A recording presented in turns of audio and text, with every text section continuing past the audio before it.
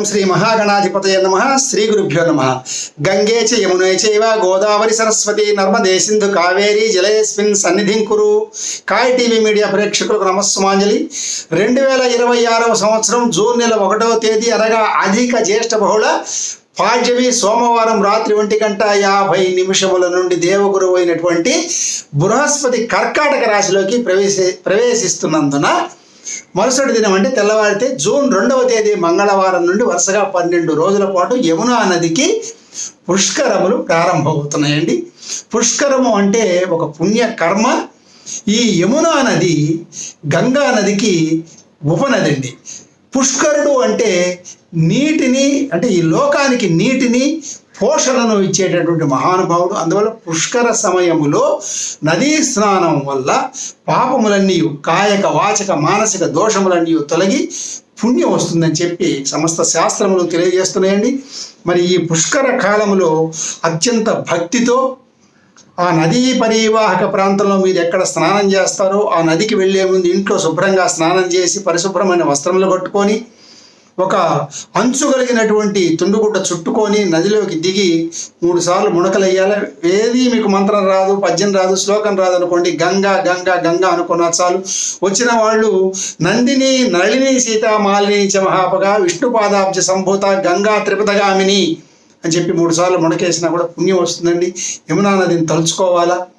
లేదంటే గురువు గారులు ఉంటారు, వాళ్ళ ద్వారా సంకల్పం కానీ మహాసంకల్పం ద్వారా అయితే ఇంకా అమోఘమైన ఫలితాలు వస్తాయండి. ఎందుకంటే కన్యాదాన సమయంలో, విశేషమైన యజ్ఞయాగాది క్రతువులు చేసే సమయంలో, ఇలాంటి పుష్కర సమయంలో తీర్థయాత్రలో చేసేటటువంటి స్నానాల్లో మహాసంకల్పం చెప్పుకొని చేస్తే అమోఘమైన ఫలితాలు వస్తాయని చెప్పి శాస్త్రవచనం అండి. అందువల్ల మీకు తోచిన విధంగా చక్కగా, ఎందుకంటే జనబాహుళ్యం మధ్య చేసే స్నానం కాబట్టి అనుచిత కార్యక్రమాలు ఏం చేయకుండా, ఎక్కడంటే ఇక్కడ పరిసర ప్రాంతాల్లో మూత్ర విసర్జన చేయకుండా, ఎట్లాంటి దూక్కుండా, రకరకాల రసాయనాలతో కలుపుతూ గుడ్డలు తుక్కుంటూ అలా ఏమి చేయకూడదండి. భక్తితో స్నానం చేసి బయటికి రావాలంతే. ఇది ప్రధానమైన విషయంగా అందరూ భావించాలండి. ఎందుకంటే ఈ పుష్కర కాలంలో చేసేటటువంటి ప్రతి పనికి ఒక అపారమైన ఫలితం ఉంటుంది.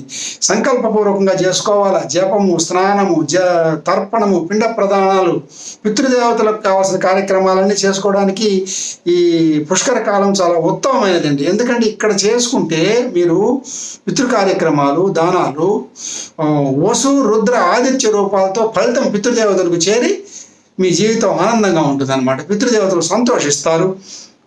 తద్వారా వంశాభివృద్ధి, గోత్రాభివృద్ధి కలుగుతుందని చెప్పి మనకు పుష్కర నిర్ణయం అండి.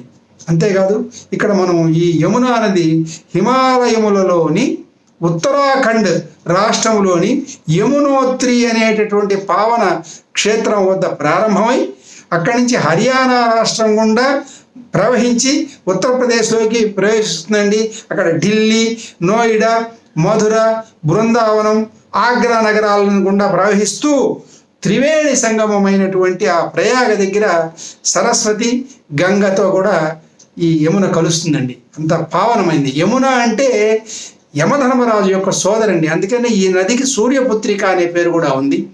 ప్రయాగలో చేస్తే ఇంకా అమిత ఫలితాలు వస్తాయి. కాబట్టి యమునా నది యొక్క పరివాహక ప్రాంతంలో ఎక్కడ చేసినా కూడా చక్కగా భక్తి శ్రద్ధలతో ఈ పుష్కరాల్లో స్నానం చేస్తే, దానం చేస్తే అఖండ ఫలితాలు వస్తాయండి. అన్నదానము, వస్త్రదానము, గ్రంథదానము మీ యథాశక్తి చేసుకోవచ్చండి. అంత ఫలితం వస్తుంది. తర్వాత ఇది జీవనది అండి యమునా నది.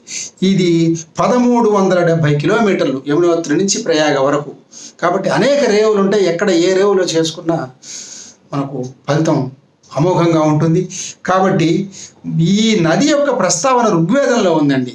అలాగే సముద్రమును పూసన పట్టిన మహానుభావుడైనట అగస్త్య మహాముని ఈ నదికి ఎన్నో పూజలు చేసి యమునా నది అనుగ్రహాన్ని, యమధర్మరాజు అనుగ్రహాన్ని పొందాడు. అలాగే ఈ యమునా నదికి శ్రీకృష్ణ పరమాత్మకు, బృందావనానికి, మధురకు ఎంతో అనుబంధం ఉంది. కృష్ణ పరమాత్మ ఈ నదీ తీర ప్రాంతాల్లో ఎంతో కాలం గడిపి అందరికీ మోక్షాన్ని ఇచ్చాడు. అంత పరమ పావనమైనటువంటి ఈ యమునా నది పుష్కర స్నానము చెయ్యండి, పుణ్యాన్ని పొందండి. మరిన్ని అప్డేట్స్ కోసం మా కాయ్ టీవీని సబ్స్క్రైబ్ చేసుకోండి. మా వీడియో కనుక మీకు నచ్చినట్లయితే లైక్ చేయండి, షేర్ చేయండి. మీ విలువైన అభిప్రాయాలను కామెంట్ బాక్స్లో తెలియజేయండి.